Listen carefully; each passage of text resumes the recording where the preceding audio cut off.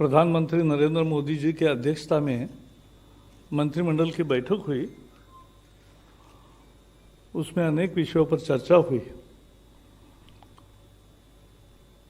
हमें पता है कि भारत में वैक्सीनेशन अच्छा और तेजी से हो रहा है। आज तक 4,85,00,000 लोगों को 4,85,00,000 टीके लगे हैं, डोसेस मिले हैं। 4 करोड़ से भी अधिक है जिनको एक डोज मिला है, और ऊपर 80 लाख लगभग लोग ऐसे हैं कि जिनको दूसरा डोज भी मिला है। पिछले 24 घंटे में रिकॉर्ड 32.5 लाख 32,54,000 इतने डोसेस कल 24 घंटे में दिए गए हैं। और कितना अच्छा चल रहा है, तेजी से चल रहा है। फरवरी में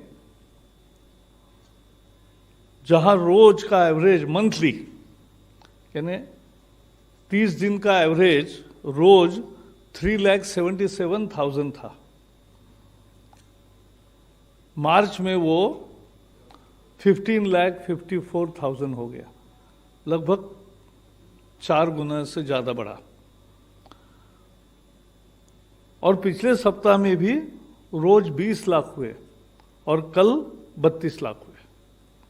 तो भारत में वैक्सीनेशन का काम अच्छे तरीके से चल रहा है और तेजी से भी चल रहा है। आपको यह भी मालूम है कि पहले हेल्थ वर्कर्स और फ्रंटलाइन वर्कर्स, इन सब के लिए वैक्सीनेशन की सुविधा की गई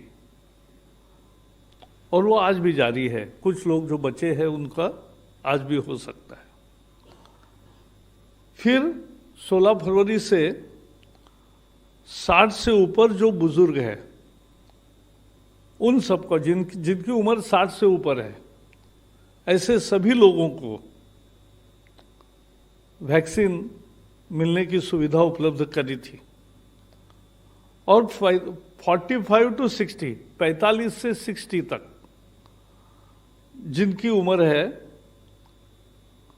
अगर उनको कोई बीमारी है तो बीमारी का सर्टिफिकेट लाने के बाद ही उनको वैक्सीन अभी तक मिलता था।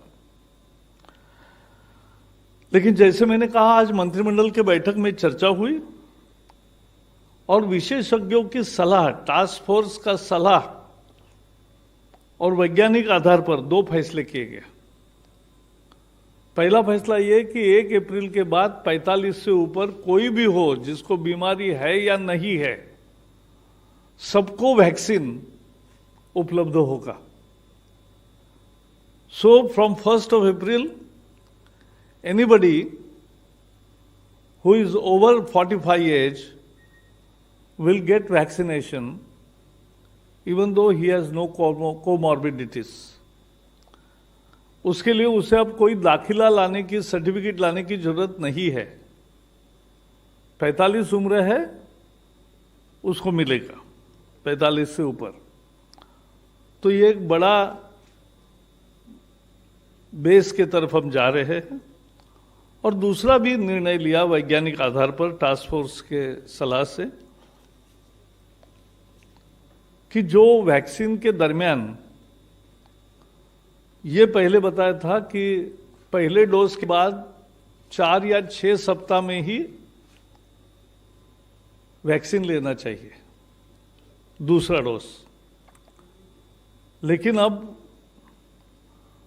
वैज्ञानिकों ने पाया है कि कोविशील्ड का डोज 4 से 8 सप्ताह के दरमियान लेना ठीक है, यानी 8 सप्ताह तक उसका अंतर बढ़ा सकते, उसका लाभ ही है।